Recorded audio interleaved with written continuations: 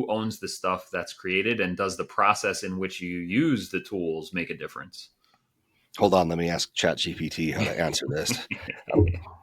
So in general, and I'll speak for OpenAI because I can't keep track of everybody, but Yeah. when I looked into this, OpenAI isn't making any claims to the work product. They're not claiming any copyright or ownership for things based on the conversations, but they then disclaim it and say it's up to you to figure out if it's copyrightable, trademarkable, protectable.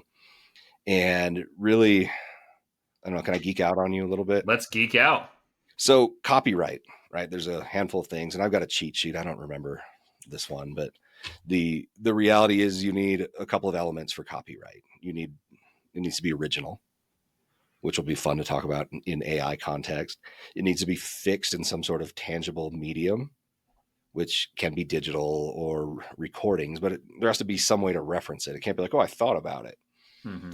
And then authorship has to do with things that are created by humans, right? So number two is easy, but the bookends of that are the ones to think through. So the short and simple answer is you can, if you use ChatGPT, you can use that content to do whatever you want. Now, is that sound accurate? In theory. Yeah. And now getting further into like who really owns it, into the, ownership side of things and copywriting. Now, number one, why does that make a difference? Is that because if I use ChatGPT to create a blog post, another company can go and copy paste my blog post onto their website and then say, sorry, Todd, you can't do anything about it because you made this with ChatGPT. And so it's up for grabs. I think so I want to correct something and back up. Just because OpenAI isn't making a claim for it doesn't mean you're automatically good to use it. Okay. And think through the different use cases. You and I, we talk a lot. So you and I know how people are using different versions of AI. And if you're using a mainstream LLM, and I say, hey, ChatGPT, and I always use manners when I talk to AI. You have to. You don't know when they're taking over, right? Would you be as kind as to go out and, Todd did this really fire episode with this good looking attorney. And I wanted to, give me the transcript from 3 minutes to 7 minutes where he talked about business legal fortress. GPT can find things like that and it can give you the transcript. And just because it generated it and they're not claiming use doesn't mean it's okay to steal the stuff that you and I talked about. We probably told a really good joke that is original to us and copyrightable. Yes. So in that case, you can't use it. I don't know, I won't lawyer out. We'll just be direct on it. If you're using GPT to pretend to be an expert in something that you don't know shit about, you've got a big problem. And that's not what it's designed for. If you use GPT and you load a project with 6 other white papers that you've written and you give it instructions on how to sound like you, then you hit the record button and you talk into it for 10 minutes and have it generate and summarize and reorder. And then you take the output and you modify it to fit. I feel much better about that being original, potentially copyrightable, and something unique to you.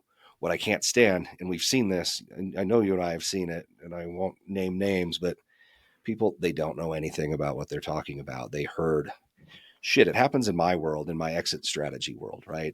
A big part of what I do, other than the law firm, right? We're helping people sell companies and build something valuable. I'm seeing people creep into this space, making general ads, writing white papers about the process of selling a business. And I just look at it like, you don't know what you're doing. You've never done this. Yeah. You did this on GPT and it becomes a lead gen game. So I have a love-hate relationship with AI. I think it's the future. I mean, my generation, when we were in high school and college, we were, Google was coming out. And I don't know how old you are. I'm going to say you're much younger than me. For us, we were forbidden from using the internet as a research tool. Yep. Can you imagine that today? Like, yeah, some of you younger folks listening to this, like you're calling bullshit on it, but that's what it was. We went into the library. We had a bay of computers. We weren't allowed to use it. You Yeah. need to go in the card catalog, Benjamin. You need to look Yeah, up and the you had to Dewey Decimal. cite your books and cite your sources. Yeah, man. And Um, it's bananas. yeah, I think so. You bring up a great point, and that I want to highlight as part of what I help people with as well is that number one, you if you take stuff from other people and you give it to ChatGPT to make something new, that is just as well as you going and regurgitating and plagiarizing it yourself. AI is the tool that's helping you to do that.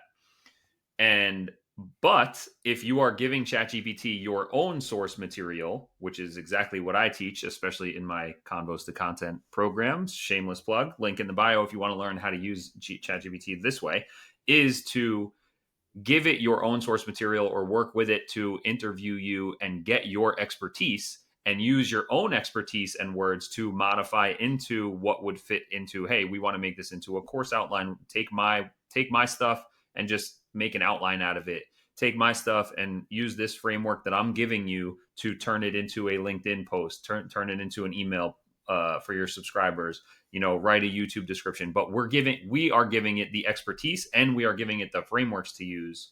And so in that case, it may not be perfectly 100% ours, but it is much stronger case for this is our stuff and ChatGPT was a tool we used versus something that we can claim no ownership over.